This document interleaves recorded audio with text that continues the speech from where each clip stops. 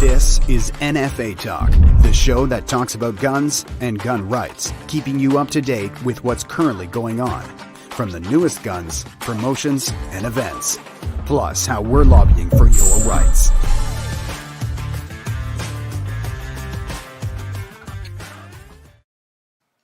All right, we're back with another episode of NFA Talk, the show that's live and unscripted. Joining me tonight, I have Rick Iggersage and I have Cassy Premack. And Cassy is the owner of KKS Tactical. How's everybody doing tonight? Good, Jordan. How are you doing? I'm doing great. So we got a lot to talk about tonight. So let's work our way back and let's start with the C71 Long Gun Registry 2.0 that just started yesterday. I mean, Cassy, you're raiding the storefront, so maybe you can give us what was it like day one? Day one was slow in the store, honestly, which we anticipated. We definitely had a bit of a surge in sales right up before it, with people not really wanting to participate. We started a House of Commons petition with the support of Todd Doherty last week. It went live, so we've been doing a lot of push on social media to try and get that kind of moving. Last time I checked, we were at about 8,000 signatures on the petition, which is good. We'd like to see it obviously gain more support and get more people clicking to that. So that would be amazing if people are watching, if they could do that for us. And then, of course, yesterday was just trying to figure out how the new system worked. Up until yesterday morning, there really wasn't a lot of information available. We obviously contacted our local CFO, who put us towards the provincial one, who at the time when we first started messaging had no idea what was happening. I got a great email saying that there is no announcement, so there's nothing to say, which was very frustrating as a business owner, because you obviously want to be able to support your staff and support your customers and give them the knowledge that they're asking for. So yesterday I did up my own little mini test route, I guess I could call it, and put my information through and did one so I could at least tell my staff how to do it when I had a customer come in and walk them through the process. It's annoying. It's frustrating. It's slow. It crashed 3 times. There's a lot of things I think that they could improve on. I mean, one of being just scrap the entire thing altogether. But so there was a lot of glitches. Yeah. Uh-oh. Yep. Well, yeah. Actually, I was in one of my local gun shops the other day, and they were having some issues too. They mentioned that it crashed a few times, but a lot of apparently there's some portal, and when they entered it, and if the person wouldn't provide their email address, they had to phone it in. And my guy, Mark from Tillsonburg Gun Shop, was saying that.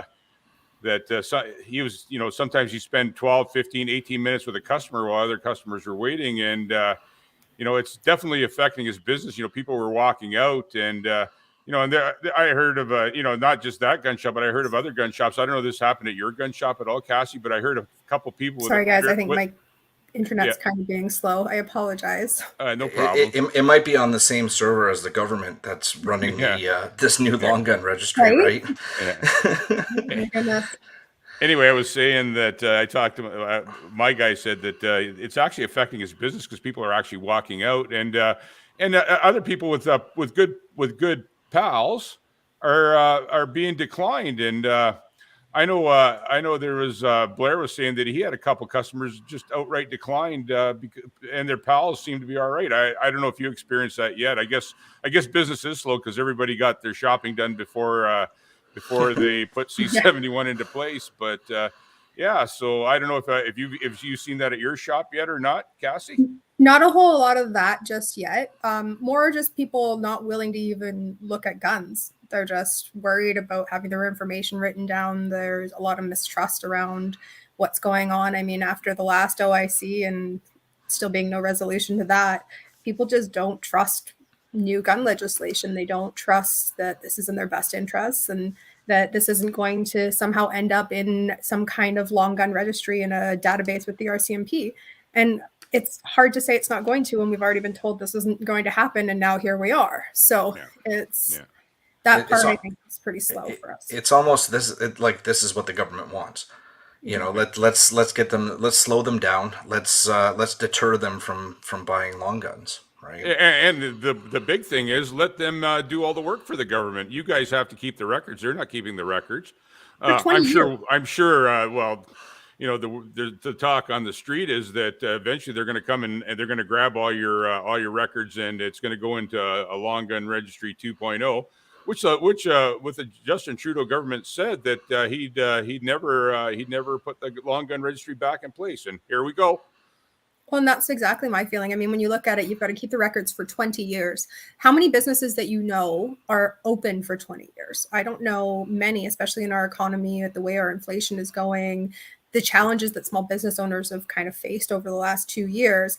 Realistically, 20 years is a really long time. And if, as a business owner, if I decided to close my business, I have to turn that over to the CFP so they can put it into a database. You're telling me, right? Like that, right there. And you know what? It was crazy. Somebody pointed this out to me, but you don't have to keep your taxes past 7 years. No, I don't. But 20 years for guns. Yeah, yeah. That's silly.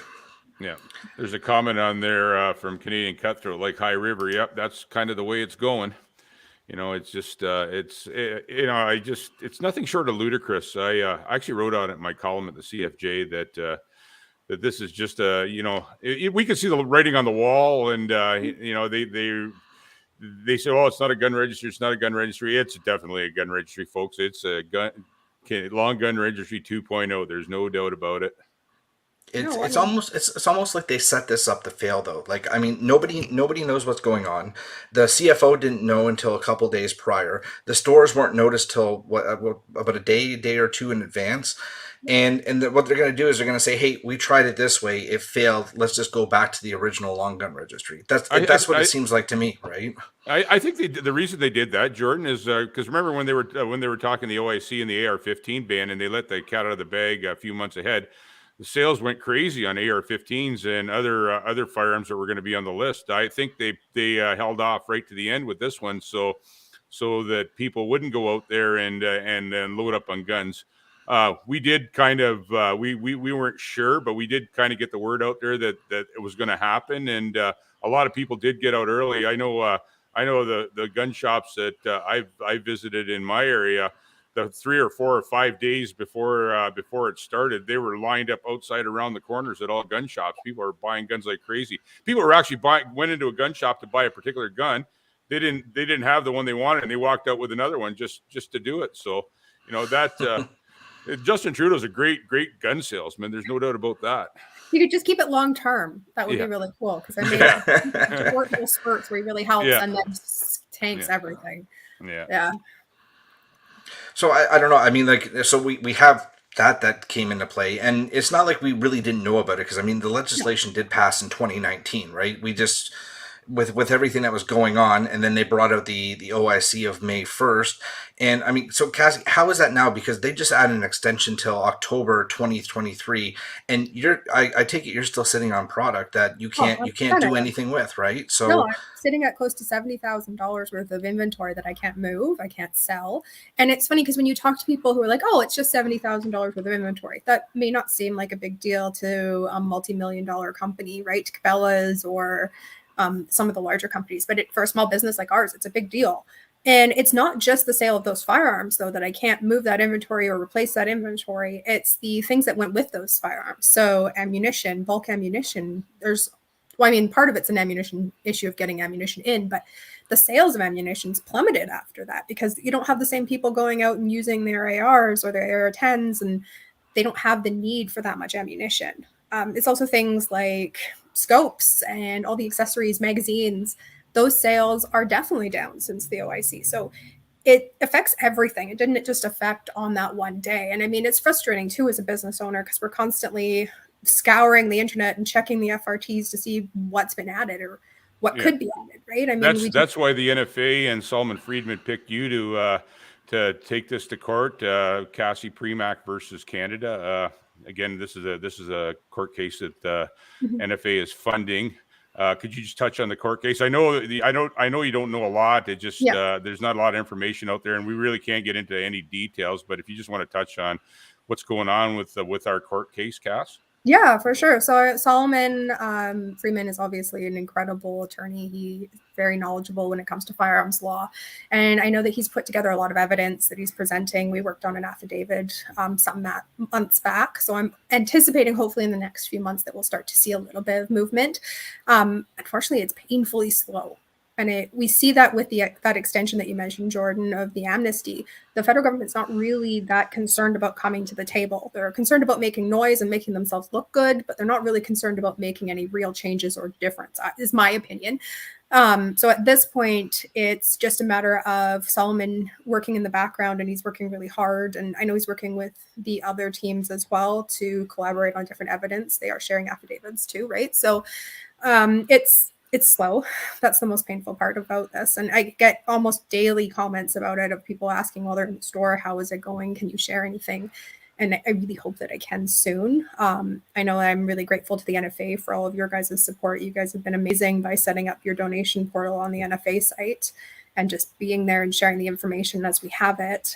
But at this point, it leaves all of us as firearms owners in limbo, right? I mean, as much as I'm the face of this lawsuit, it's not about just myself in our store, right? It's about how does this affect our community as firearms ownership, as well as Canada as a whole. When I look at this type of lawsuit and what we're doing, it's about our rights as Canadians and what our freedoms as Canadians. And whether you are a firearms owner or not, this affects, when you put a law into place the way that they did with this, it affects our ability to change our laws in the future, and it affects our rights as Canadians. It was firearms this time, but it could be mental health services or any other number of things. So I hope really soon to see some changes, but yeah, well, the talk is in Ontario. We've got an election. We've got a provincial election coming up, and the Liberals already stated that if they're elected, they're going to ban all handguns in Ontario. So the NFA is definitely going to be in that fight, and we're going to be on the ground floor of that one. If that comes about, we're not gonna we're going to challenge them any way possible. And as far as your case too, in this, and there's no end in sight. Well, the Liberals bought themselves a bunch of time by forming a coalition government with the NDP. They're kind of riding in there pretty good right now. They don't have to make they're not on the spot with any of this stuff. So no. But you know what? I'll tell you what, we're not going to forget, and we're going to be mentioning this as much as we can, and we're out to win this case, and I have a good feeling that we're gonna. I agree. I truly believe that we will win and that we will see these changes. It's just in the meantime, hoping that they don't continue to attack us to the degree that they have been. I mean, when we see our Prime Minister earlier this week calling Conservatives and firearms owners racist, right? That our laws, instead of targeting crime and being more stringent about our crimes, that it's actually racist, and it was the Conservative government that created these racist laws. You're really looking at division, and you're intentionally creating division in our country. And being in British Columbia, you touched on the handgun ban. Unfortunately, in British Columbia, we're in a very similar position as we are as a country, where our voting base is in the Lower Mainland. Really not very firearm friendly. Not that there aren't people who are firearm friendly in the Lower Mainland, but the bulk of people. So, I mean, when we were first talking about the handgun bans and allowing municipalities to ban them, some of the mayors down in the Lower Mainland were the first people in the country to say, yeah, we're on board. And as a business owner and as a firearms owner, that really worries me in British Columbia, because if we were to put that as to a vote, there's a good chance that if the Lower Mainland said, yes, we don't want handguns, the rest of British Columbia, which makes up over 90% geographically of the province, would be stuck also not allowed to have handguns. So it's frustrating, honestly. And that's just one of the many things that the Liberal government has pushed forward in the last couple of years, right? We're just adding to C71 and this idea of magazine capacity limits. And instead of having the pins like we use and are legally using and have been using for many years, we're going to have magazines that are manufactured specifically for that caliber, no pins. Canada's not a huge market. Right? That's gonna be a problem, because most of these manufacturers, they're building around the United States. 100%. So, and they don't they do kind of have magazine capacities, but it's what they were made for. They have 100-round magazines, 60-round magazines. Mm-hmm. So by us bringing those in and putting a pin in there, and we're law-abiding citizens, we're complying with the law. We can take away magazines, we can take away magazine capacities, and you know what? At the end of the day, somebody's going to still go over to the United States or any other country and smuggle one of those in. And where are we left with? You know, we Bad tried guys it, are it going to didn't work. continue to be bad guys, you know, and that's our one of our major struggles with the NFA is reaching out to people that aren't firearms people. They need to understand that this is your personal property. This just isn't a firearm. This is your personal property. So the government's going to come and take our AR-15s one day. Then a few months later, they're going to come and take our handguns. What's to stop them from coming and take your car because it's got over a 350 cubic inch engine in it? You know, where does it end? They're going to take them. Yeah, we're pushing towards that already. We see that all across the country. And I mean, it's a rural versus urban divide that we see as well. So we've got completely different needs in urban Canada than we do in rural Canada.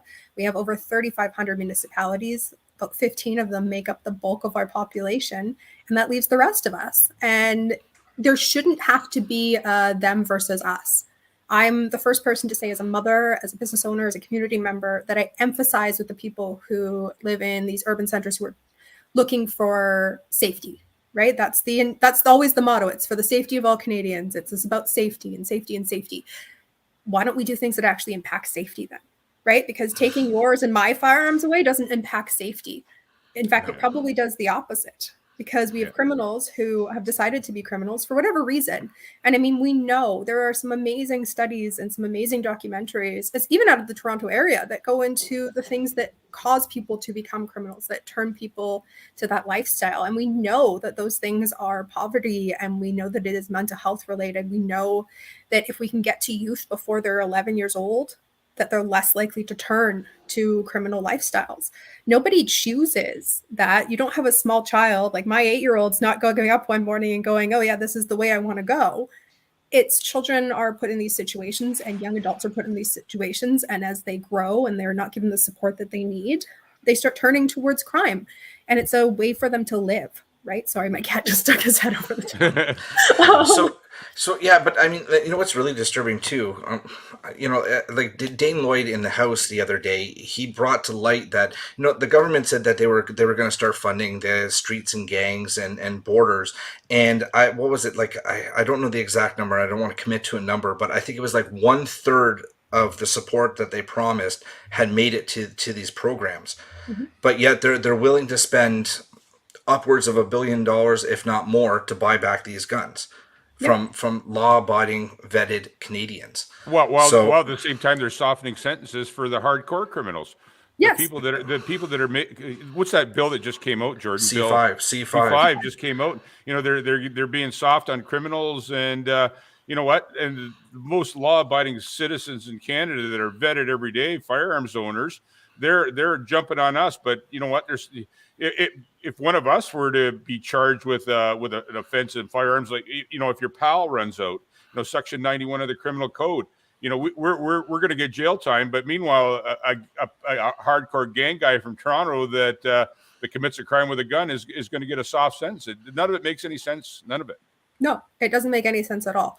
And like I said, it comes back to, where should we be putting our money as Canadians? And we as taxpayers, I find it frustrating, and I see it over and over again. Even like things like this petition, you ask people to sign a petition and they say, well, what's the point, right? Why call my MP? Why make my voice heard? Not understanding that if you are silent, you're complicit. If you aren't saying you're not okay with this, if you're not willing to have that dialogue and speak up for the things that are important to you, and as firearms ownership, these things should be important to you, then you're agreeing to it. You might as well have sided with the Liberals and said, okay, it's fine, because nothing's going to change. When it comes down to fighting these things in court, like what we're doing right now, if we don't have things like petitions from the House of Commons that with the support, like the one that was out for C71, it was the most signed petition in Canadian history. Yes, it didn't get us the results that we wanted immediately, but when we go to court and we're showing, okay, this is not what Canadians want, this is what people are looking for, and this is why, we need to be able to show that our voice is heard. And I mean, we live in an instant gratification society. I get that. We all do. But we need to put the work in, and we need to continue to use our voices in ways that we need to educate people, and people, you know, it's hard educating people. People just don't want to listen, you know. And there's firearms people out there that aren't concerned about it either. You know, I've been to clubs where certain people have been shooting their single shot or their over and under shotgun and saying, well, this doesn't affect us. We really don't care about this. We're not going to go out and vote because this doesn't affect us. And, then you tell them, well, you're over and under, there's a semi-automatic. Oh, no, it's not. It's a break action shotgun. I said, well, you look at the Liberals' definition of a semi-automatic. Every time you depress the trigger around discharges, you got a 2-shot semi-automatic there. And then they look at you and they go, well, I never thought about it that way. No, Stuff like that. And we're trying to educate these people. It's hard. It's a struggle educating these people. We actually started something really cool at the store this year. So what I started doing was an introduction to firearms safety and firearms for women and then as well as youth. And it was just a new idea for us. It was we'd just come out of a really slow winter and it was starting to get nice out. And we're thinking, okay, how do we get people out to enjoy firearms? And so we posted it as an introduction to women's. I thought I'd get like 4 people. Ended up with wait lists, huge wait lists of nice. Oh, wow. and requests from moms and dads saying, hey, are you also doing this for kids? And it's been really fun. We did about 8 straight weeks of them so far. We're taking a small break. We'll start up again in July. But we take these ladies out to the range or these youth out to the range. I bring an assortment of firearms and they joke with me when I open the back of my SUV and they're like, oh my goodness, you have an arsenal. And I'm like, no, it's not that bad. Like, there's nowhere near what it should be here. You should see Jordan's house. Anyway, That's great. That's great that you're doing that, Cassie. Actually, we've got an event too to introduce people to shooting. It's on June 4th. It's at Silverdale Gun Club. It's called Top Gun. It's a live fire event.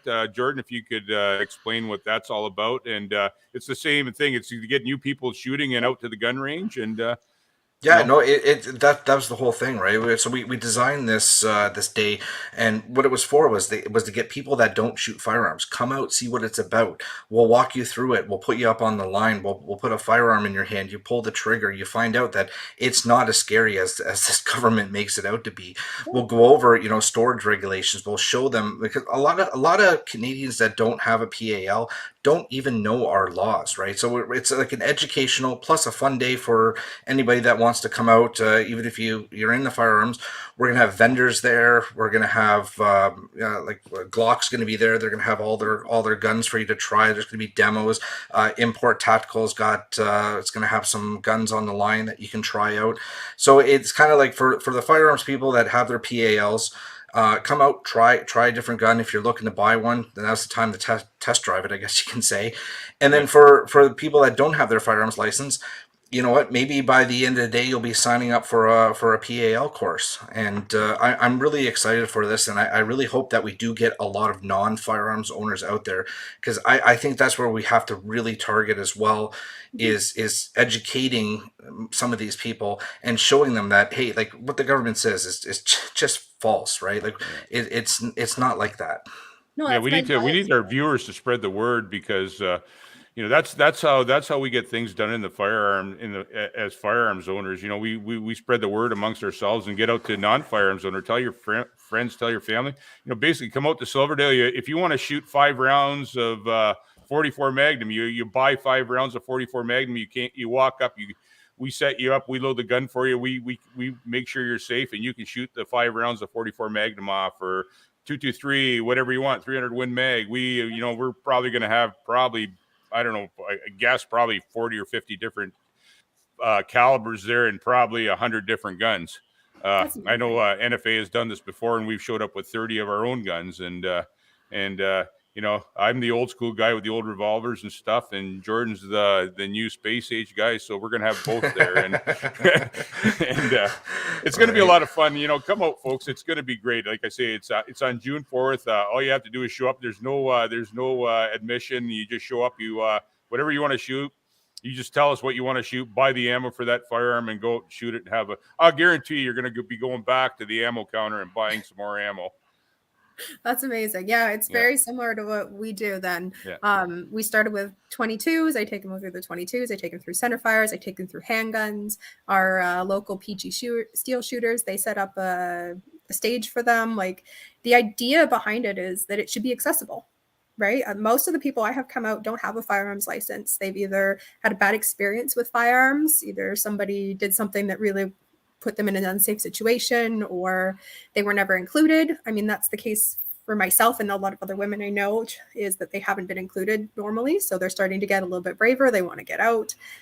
With the kids, it's just learning. I mean, when we were kids, there was a firearm in our home, right? We knew not to touch it. We knew all those things. But most kids now, unless you are in our community, and I mean, in my community, there's tons of people with firearms, but we don't teach it the way we did before, right? Our kids aren't exposed to it the way they were in school and the safety around it. So it's important to get those people out. I know most ranges, from my experience, are really open to having people come out and try out their facilities. So, yeah.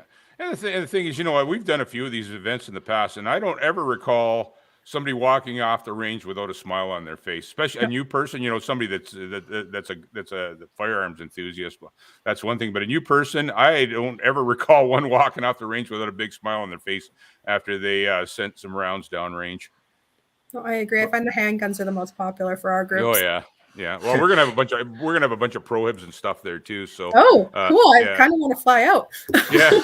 You're more than welcome to. We're gonna have some cool prohibs out there and stuff too. So we're gonna actually have one of our guys, not one of our guys, but one of the fellows is bringing out a bunch of 12-2 and 12-3 stuff, which is going to be on display there too. So if you want to come out and see some machine guns, you can see some machine guns. Unfortunately, you can't shoot them, but you can come and look at them. This is all stuff that's actually used in the movies, so it's cool. Going to be kind of neat. We actually have part of our firearms license where they're allowed to sell prohibited guns. Yeah. So firearms, and we have some really cool ones that we're trying to sell right now. We've got an old Bren and an old Sten that are just in some of the best condition I've seen of any outside of a museum. It's pretty cool. I have to say, so many people have never been close enough to actually know what they look like in person, aside from out the movies. Yeah. So.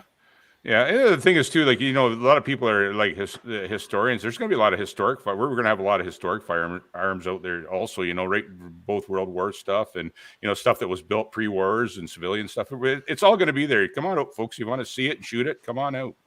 Oh, it sounds like a great opportunity. Yeah. Right. Well, we've been going for about about half an hour or so. So why don't we wrap it up here for tonight? Cassy, as always, it's great. This, it's not the first time you've been on the show, and I'm sure it's not going to be the last time. Thank you so much for joining us tonight. Yeah, thanks, Cassy. Thank you, guys. It was really nice to be a part of it today. All right, and until next time, thank you everybody for tuning in. Good night. Good night. Thanks for listening to this episode of NFA Talk. Like and follow the NFA on social media and sign up to become a member.